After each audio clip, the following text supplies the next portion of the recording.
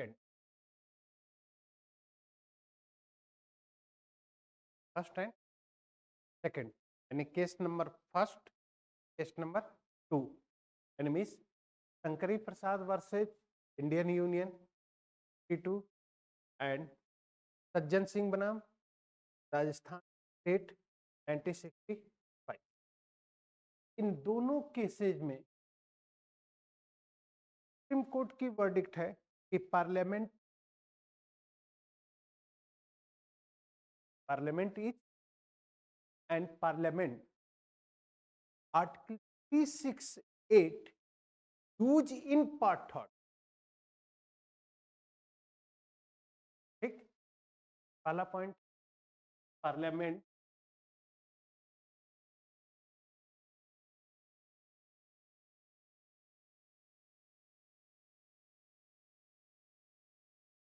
ठीक, and then parliament in article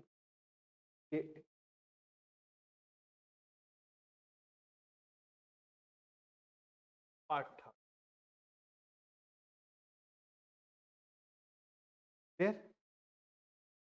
इसका मतलब है कि पार्लियामेंट आर्टिकल 368 का यूज करके parliament,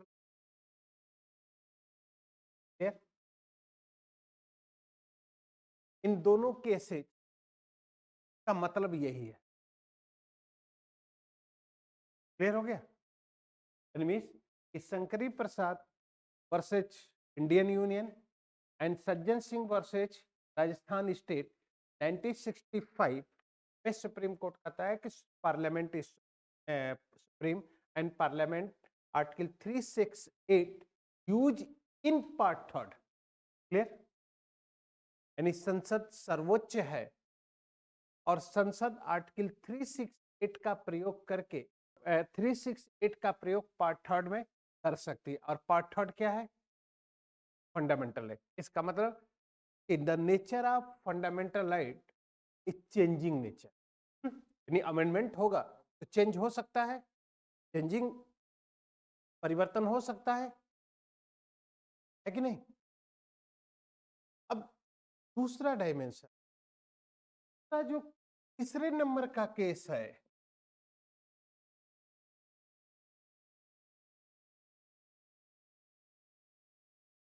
case 3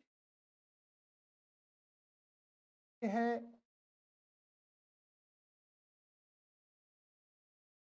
Golaknath versus Punjab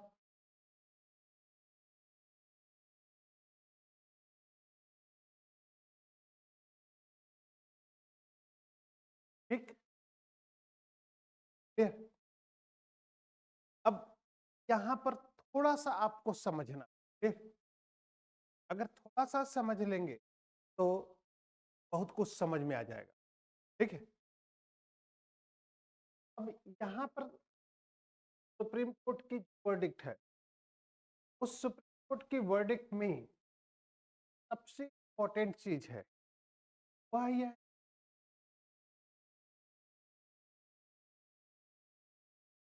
article 8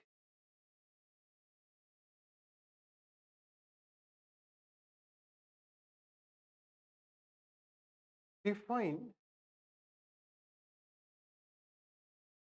the amendment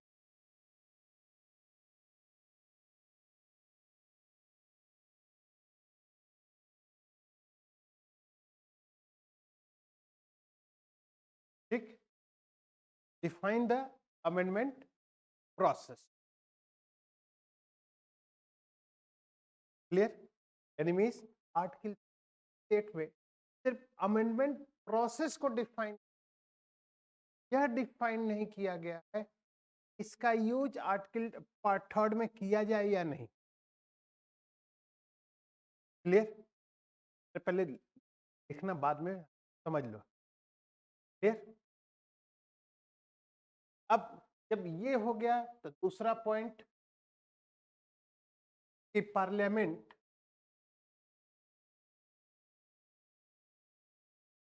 parliament article 8 no use part means कि अब अगर इसका देखा जाए तो एक चीज चलती है कि फंडामेंटल राइट का जो नेचर है वो चेंजिंग नेचर नहीं है, यानी पार्लियामेंट आर्टिकल 368 का यूटिलाइजेशन पार्ट 3 में नहीं कर सकता। क्लियर? तीसरा पॉइंट है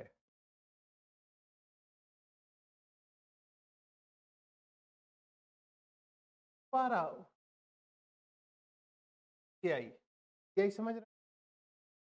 चीफ जस्टिस ऑफ यही Subbarao said all fundamental right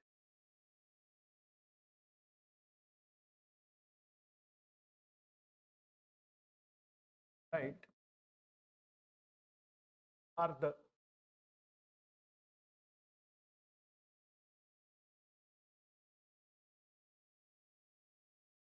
natural. Clear? इस कमेंट को लिख लीजिएगा, बहुत इंपॉर्टेंट कमेंट है। All fundamental right are the natural right. Natural right define किए थे ना, जो बिना किसी डिमांड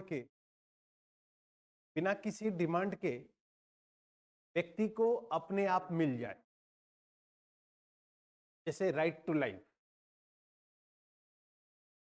तो Subbarao all fundamental right are the natural, सभी मौलिक अधिकार प्राकृतिक अधिकार।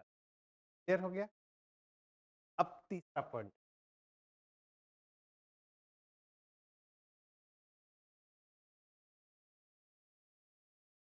Without constituent assembly there is no amendment in fundamental. ठीक, बिना संविधान सभा के मौलिक अधिकारों में संशोधन नहीं किया। क्लियर? अब इन सब को एनालाइज करो। तो मैंने एक चीज बताया, याद करिए,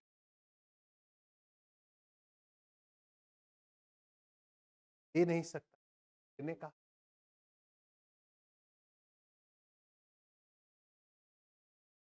जैसे मान लो, तो सुब्बाराव के कमेंट करने का अगर मतलब यहां पर देखा जाए कि उन्होंने कहा कि पार्लियामेंट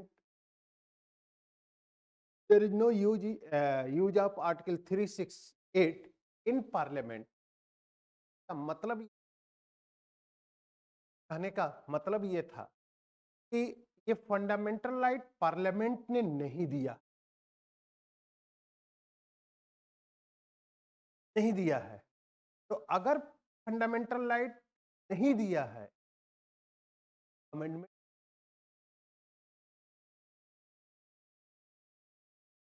ये फंडामेंटल राइट कॉन्स्टिट्यूएंट असेंबली ने दिया है, इसलिए अमेंडमेंट करने का राइट भी किसके पास है? कॉन्स्टिट्यूएंट। इसलिए उन्होंने कहा कि without constituent assembly there is no amendment in fundamental. Clear? यानी अगर फंडामेंटल राइट, यानी necessary the amendment of the fundamental right and that the formation of constituent assembly, without constituent there is no amendment in, यानी means कि अगर मौलिक अधिकारों में संशोधन अनिवार्य है, उसमें संशोधन करना अनिवार्य है, तो उसके लिए एक कॉन्स्टिट्यूएंट असेंबली का फॉर्मेशन, ठीक, और कॉन्स्टिट्यूएंट असेंबली के रिकमेंडेशन से, ठीक, चेंज किया। अब जो विवाद है, इस विवाद को थोड़ा सा हम आगे की स्टेप पर लेके चल, ठीक, जो आगे आपको थोड़ा सा हेल्प करेगा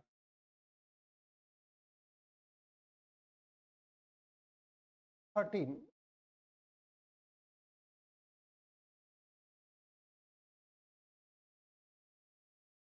ठीक, आर्टिकल 13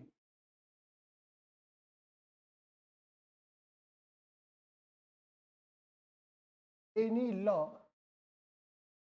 एंड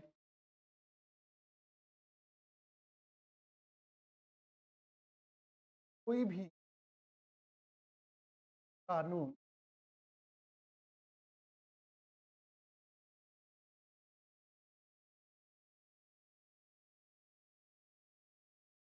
वह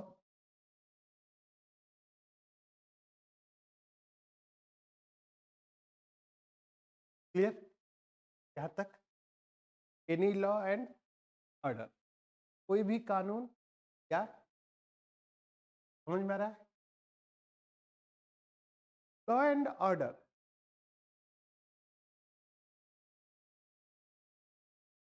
अब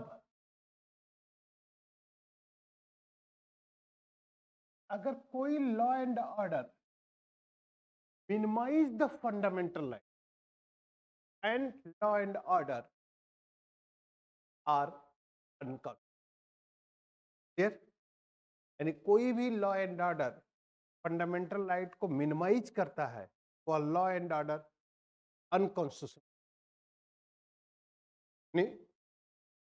that law and order will be define the unconstitutional, clear,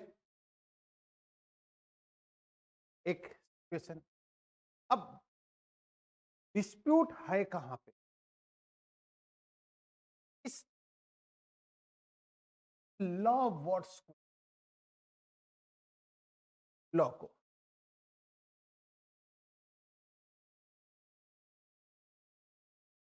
विधि शब्द को, ठीक, अब इस लॉ को लेकर दो मीनिंग निकलती,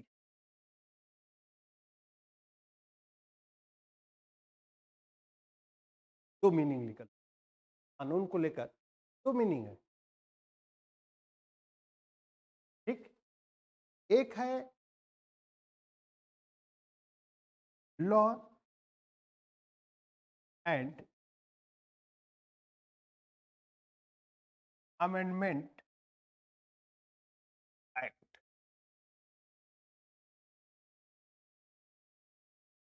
एनिमीज इसको भी तो एक्ट कहते हैं, जैसे यहां पर प्रोसीजर है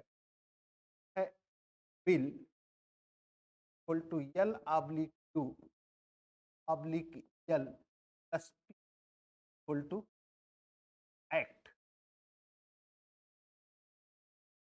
ठीक, और ये भी अमेंडमेंट एक्ट है,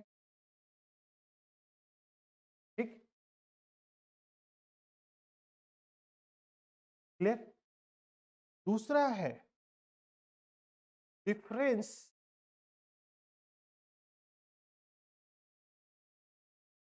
बिटवीन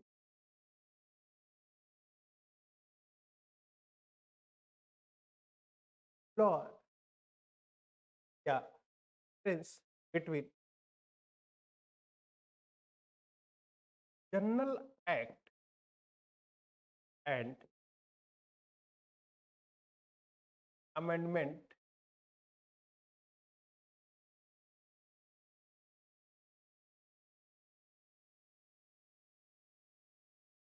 ठीक, अब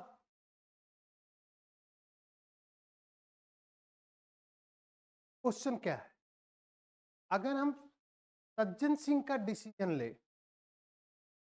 तो सज्जन सिंह का डिसीजन इस कैटेगरी में आता है, यानी जनरल लॉ और अमेंडमेंट एक्ट के बीच कोई डिफरेंस नहीं है, इसलिए आर्टिकल 368 का यूज करके पार्लियामेंट उसमें अमेंडमेंट नहीं कर सकती, क्योंकि अमेंडमेंट से minimise of the fundamental right हो जाएगा, आर्टिकल 13 का वह अनकॉन्स्टिट्यूशनल हो जाएगा, लेकिन but different between general act and amendment act, ठीक, ये डिसीजन सज्जन सिंह और शंकरी प्रसाद का है, जिसमें वह दोनों को अलग अलग मान लेता है। ठीक, अब जब सुप्रीम कोर्ट का यह वर्डिक्ट आ गया तो सरकार के हाथ पांव फूल, तो then supreme court, Indian government 24 amendment कर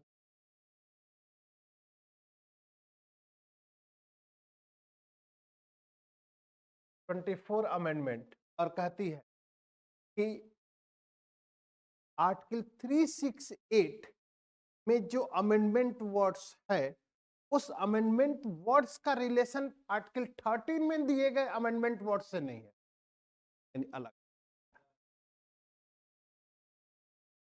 क्लियर? यानी आर्टिकल 368 का जो अमेंडमेंट एक्ट है, यानी संशोधन करने के बाद कोई भी अमेंडमेंट करने के बाद जो एक्ट प्रेसिडेंट अगर सिग्नेचर कर दे अमेंडमेंट को लेकर, तो उस सिग्नेचर करने के बाद एक्ट बन जाएगा। वह जो एक्ट है, वह एक्ट उस एक्ट की श्रेणी में, ग्रेड में नहीं आएगा। तो एक्ट वर्ड्स का यूज आर्टिकल 13 में किया गया है।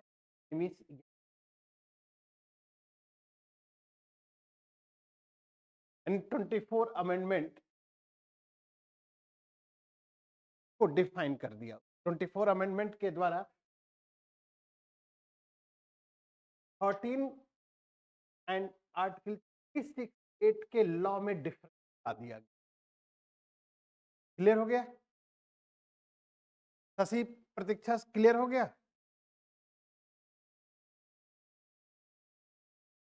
क्लियर? अब इसमें जो लॉ वर्ड्स है उसका रिलेशन इससे नहीं होगा और इसका लॉ वर्ड्स का रिलेशन, यानी the use of law words in article 13, there is no part of article 368, and article 368 there is no relation of article. Clear? नहीं, यहां पर भी लॉ शब्द है लिखा है और यहां पर भी लॉ शब्द होता। अगर दोनों लॉ, यानी 13 में लॉ और 68 का लॉ, 368 का लॉ इक्वल है, तो ये मान लीजिएगा कि ये सज्जन सिंह का, गोलकनाथ का केस है। क्लियर? इतना ध्यान रखिएगा, ये गोलकनाथ का केस है, यहीं पर समझ लीजिएगा कि इस लॉ, यानी 13 में जो लॉ वर्ड्स है और जो 368 में लॉ वर्ड्स है,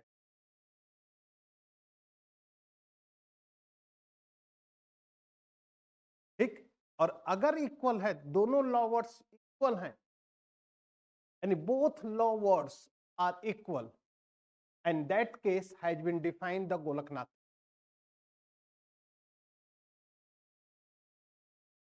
क्लियर?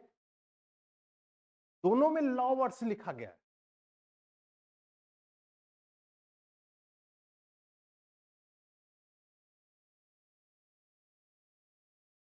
अजी, प्रतीक्षा,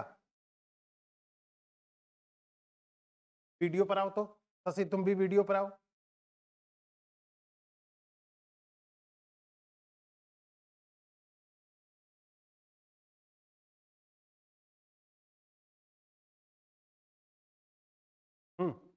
अब थोड़ा सा सुनो, लिखना बाद में।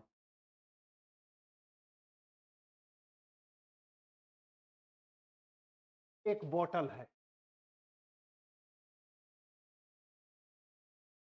और ये एक बोतल है। क्लियर?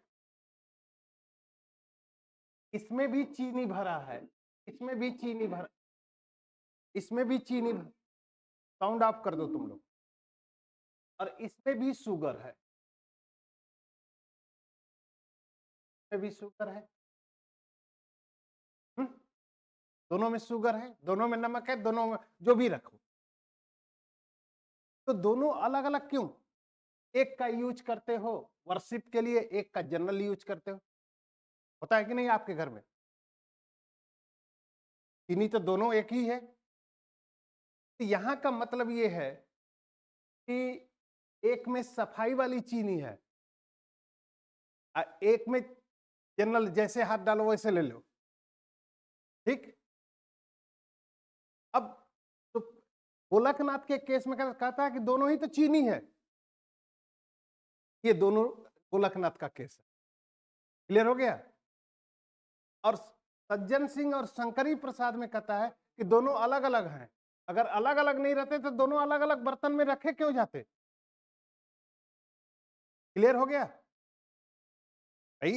यहां पर जब मंदिर के पास जो चीनी रखोगे, चीनी वाला बर्तन, वह शुद्ध रखेंगे, साफ सुथरा रखेंगे। चीनी तो वही है ना कि यहाँ पर कोई स्पेशल चीनी मिल से जाके खरीद के एकदम अलग से लेकर आया, वैसा तो नहीं है। 5 किलो चीनी लेकर आए और उसी में से निकाल कर रख दिया अलग। क्लियर।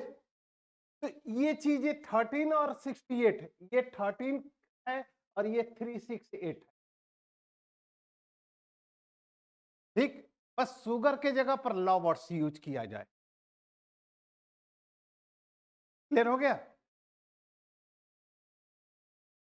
तो अगर दोनों चीनी अलग अलग है तो समझ लेना कि ये सज्जन सिंह और शंकरी प्रसाद का केस अलग अलग है। लेकिन दोनों चीनी इक्वल है तो ये समझ लिए गोलकनाथ। क्लियर। कहीं पर लिख लीजिए, देयर इज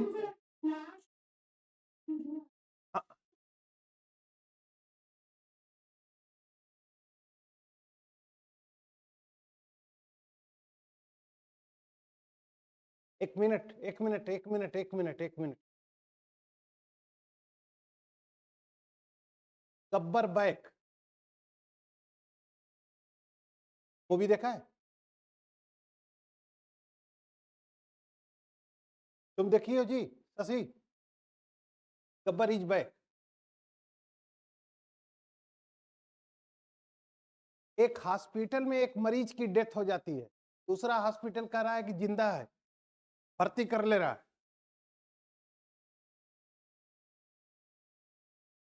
है वही। अब समझ में आई बात। यानी एक ही चीज को दो लोग अलग अलग ढंग से डिफाइन करेंगे ना। समझ में आ गई बात।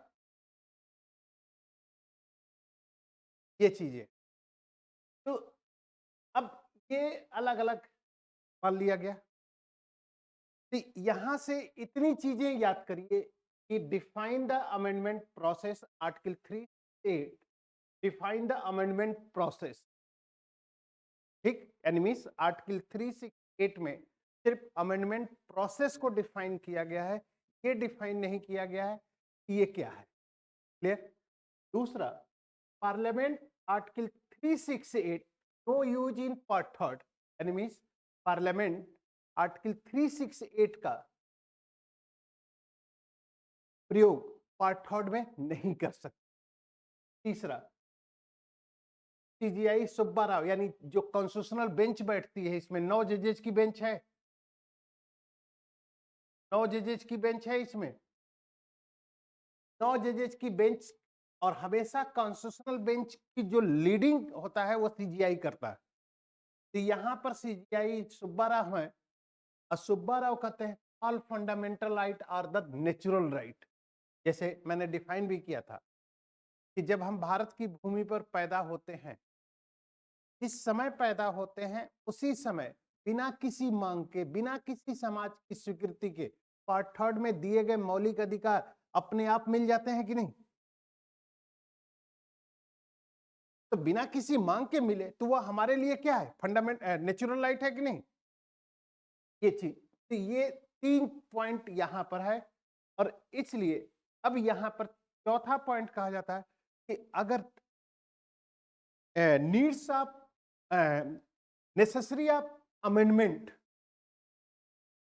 in fundamental right and that making a formation of new constituent assembly, यानी without constituent assembly there is no amendment in part. यानी मीन्स अब इस चारों पॉइंट को अगर एनालाइज करें तो सुब्बाराव के केस का मतलब यही निकलता है कि जो फंडामेंटल राइट दिया गया है वह फंडामेंटल राइट पार्लियामेंट नहीं दी, वो पार्लियामेंट नहीं दी है। और जब पार्लियामेंट नहीं दी है तो पार्लियामेंट उसको आर्टिकल 368 का यूज करके अमेंडमेंट कैसे कर सकते। जैसे मैंने आप लोगों से कहा भी था कि आज आपकी आवश्यकताओं की पूर्ति आपके माता पिता करते हैं, जो पैसा देते हैं उसका हिसाब मांग सकते, लेकिन कल आप उनसे पैसा लेना बंद कर दीजिए, देखिए उनको उस पैसे का कहीं से भी आप अपनी खर्च के पूछ सकते हैं कि आप कि क्या कर रहे हो क्या नहीं कर रहे हो, नहीं कर सकते। वही चीज यहां पर भी, जब पार्लियामेंट दिया ही नहीं तो अमेंडमेंट करने का राइट पार्लियामेंट के पास कैसे। ठीक, अब ओवरऑल जो डिसीजन आ रहा है इस प्रोसेस को लेकर, यहां पर ये जो प्रोसेस है वह प्रोसेस इस वर्ड्स को लेकर है। सुब्बाराव कहता है कि जो आर्टिकल 368 में लॉ वर्ड्स है उस वह लॉ आर्टिकल 13 में लॉ के बराबर है। तो जब आर्टिकल 368 का जो लॉ वर्ड्स है वह अगर 13 के बराबर है और 13 कहता है कि no minimise of fundamental right by any law and order, यानी मींस कोई भी लॉ एंड ऑर्डर ऐसा नहीं होगा जो फंडामेंटल राइट को मिनिमाइज करे। ठीक, and then minimize of fundamental right by law and order, and that law and order are unconstitutional। Clear. तो अगर 368 का लॉ और 13 का लॉ इक्वल है तो अमेंडमेंट के द्वारा अगर कोई अमेंडमेंट किया जाता है और उससे फंडामेंटल राइट मिनिमाइज होते हैं या लिमिटेड होते हैं तो that amendment is unconstitutional. Clear. अब सरकार के ऊपर रिस्ट्रिक्शन लग गए, सरकार के ऊपर रिस्ट्रिक्शन लग गए। सरकार अब ये सोच रही है कि हम तो कोई भी काम करेंगे वो व्यक्ति के फंडामेंटल राइट को डायरेक्ट या इनडायरेक्ट हिट करेगा। इसलिए सरकार इस गोलकनाथ डिसीजन को ओवररूल करने के लिए 24 अमेंडमेंट करती है और 24 अमेंडमेंट करते हुए कह देती है कि जो आर्टिकल 13 में लॉ है और जो आर्टिकल 368 का लॉ है दोनों अलग अलग। इसका मतलब कि आर्टिकल 368 के लॉ का रिलेशन आर्टिकल 13 के लॉ से नहीं है। तात्पर्य कि अब 368 के अंतर्गत वो फंडामेंटल राइट में अमेंडमेंट।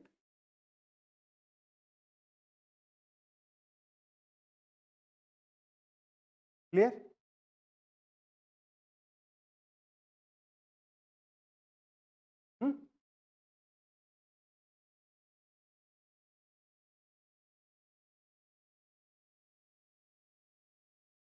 है कि नहीं। तो इसको नोट कर लीजिए, फिर बात कर, फिर नेक्स्ट